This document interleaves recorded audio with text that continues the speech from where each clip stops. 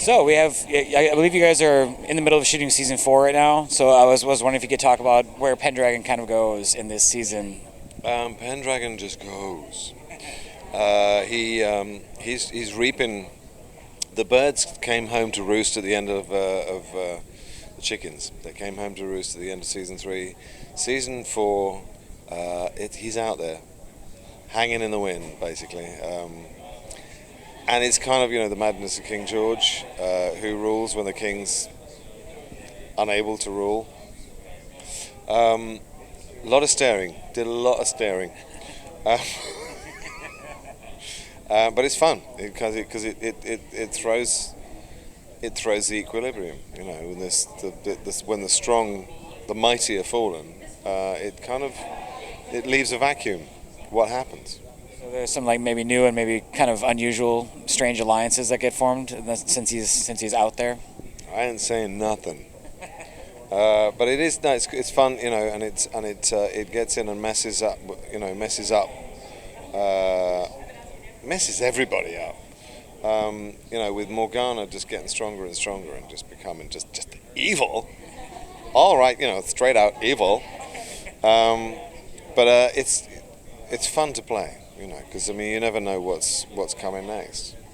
Can you talk? Obviously this show is very beloved in both England and the United States. So is there a discernible difference, you would say, between the reactions, the fan response between the UK and the US airings, I guess? No, the thing that's the great thing about a show like this is that it attracts such a strong core audience, and it's a very passionate core audience. Basically it's that's why you feel a lot of love for a show like Merlin. It's great because there's people who are actually willing to go to the wall for it if they ever need to. Not that they do at the moment. It's doing very well. Thank you very much. At this point in the show, do you still find yourself kind of brushing up on the history of the character, or is it still kind of evolved into its own thing where it's a little bit past that? When I was doing research, all that's known about Uther Pendragon is he drank a lot and he died very quick, and he womanized. He did womanize. I had my way with Morgana's mother.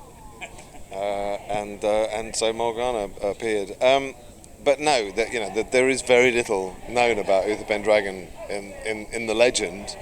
So short of early on, less so now. Basically, I always had him reaching for a drink when the pressure was on. Some directors let me do that more than others,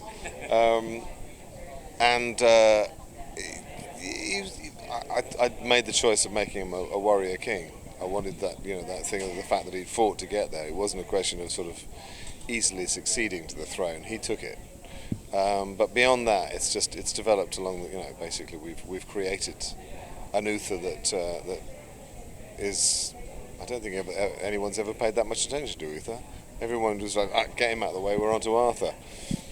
So, are there any guest stars you're looking forward to the fans to check out for season 4, or any guest stars that you might be kind of lobbying for as well? Gemma Jones. I've always loved Gemma Jones. She comes up early on, no, there's some great stuff. You can't really lobby. Do you know what I mean?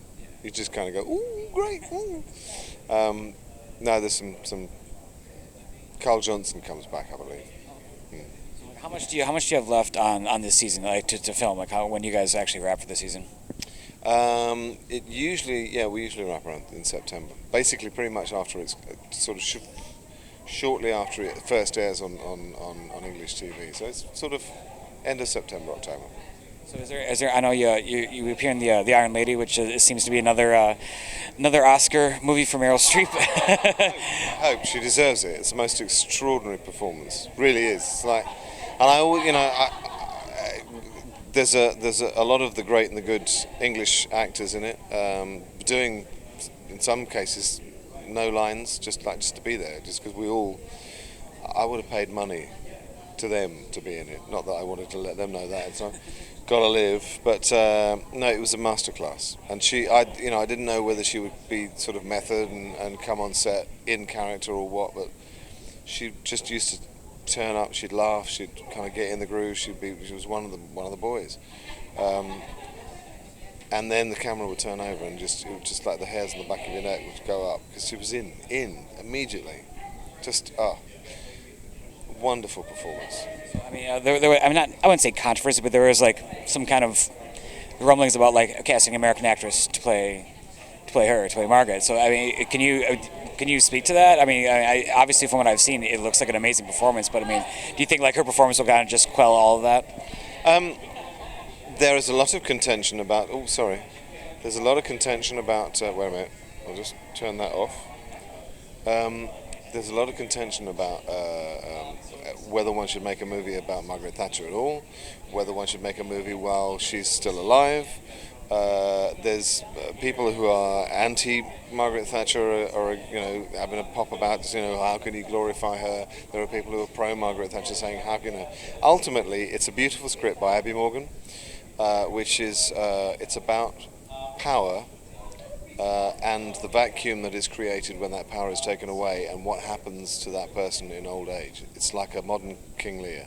It's a beautiful script and an extraordinary performance. And whether you have an American actress playing it or an English actress playing it, Meryl Streep can open a movie. The bottom line is you look at someone like Streep, she is beyond nationality. She is just, she's a great, great actress. And just seeing her, as I said, seeing her on set was electrifying, absolutely electrifying. There was one moment when I play Jeffrey Howe, who's sort of like a sidekick, and sorry, Jeffrey, and there was a point where she's shouting at me in the cabinet, and I thought she'd gone up, and I looked at her to sort of see, and she was just staring at me, and I just went, ring. She's astonishing, absolutely astonishing power.